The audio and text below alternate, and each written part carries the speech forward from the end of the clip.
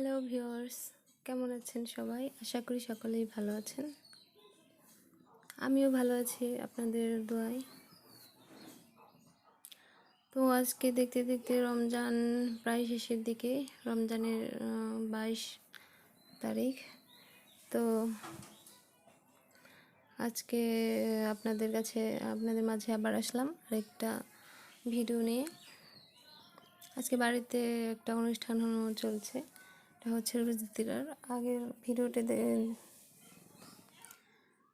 তো আমাদের এখানে গ্রামে আমরা আর কি সবাই মিলে চেষ্টা করি যে রোজাদার কিছু মানুষকে খাওয়ানোর প্রতি বছরই।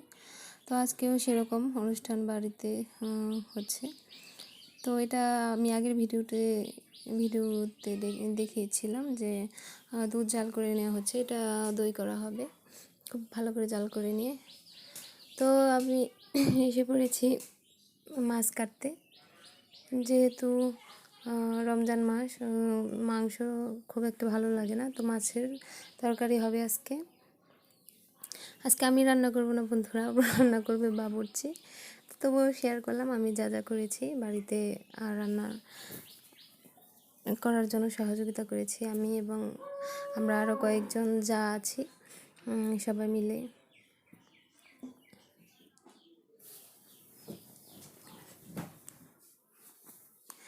তো এগুলো হচ্ছে রুই মাছ, বড় বড় সাইজের। তো আমরা ছোট ছোট করে পিস করে কেটে নিচ্ছি মাছগুলো। এগুলো আলু সিদ্ধ করে নিয়েছি পাশেই, দেখছেন আলু দিয়ে ভেঙে রান্না করা হবে। এটা হচ্ছে মাছ দিয়ে আলু ভাঙা ভাঙা করে রান্না করা হবে। আলু দিয়ে মাছ দিয়ে রান্না করবে ভালোভাবে। তো আমি এটা পরিষ্কার করে মাছগুলো ধুয়ে নিচ্ছি।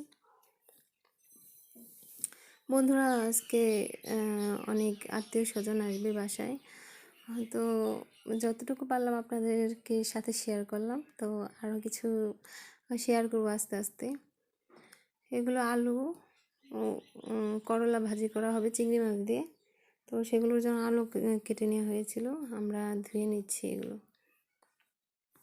এই যে দেখতে পাচ্ছেন, এটা আমার শাশুড়ি, মানে চাচি শাশুড়ি। উনি এত বড় পাতিলটা মেজে নিচ্ছে।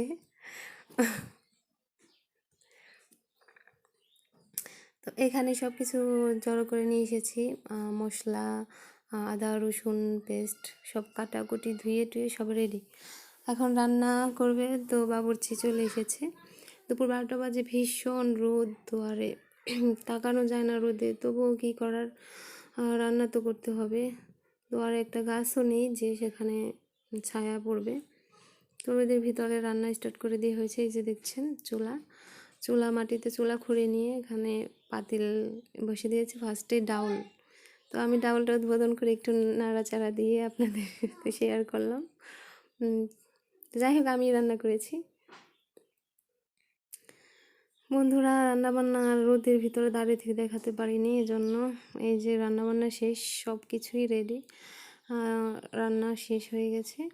এটা হচ্ছে আলু মাছের তরকারি, কয়েকটাতে বেড়ে নেওয়া হয়েছে। দেখুন কি সুন্দর কালারটা এসেছে, ঘ্রাণও খুব। তবে রোজা তো, সবাই রোজা, আপনারা এত লোভ দেখে লাভ নেই। তো ইফতারের দাওয়াত রইল সবাইকে, যারা যারা রোজা প্লিজ চলে আসবেন। আর এটা হচ্ছে ডাউল।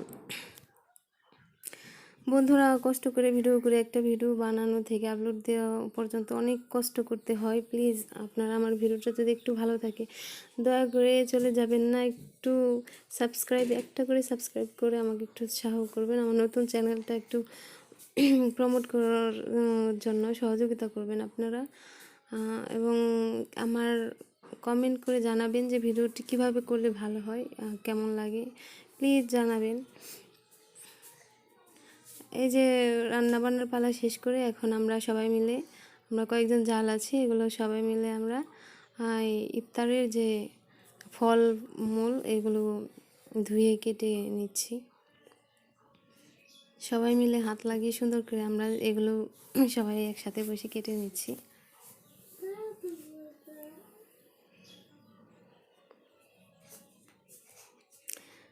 বন্ধুরা, কাঁটা চামচ দিয়ে এভাবে শসাগুলো এঁচে নিলে সুন্দর লাগে দেখতে। এগুলো কেটে নেওয়ার পর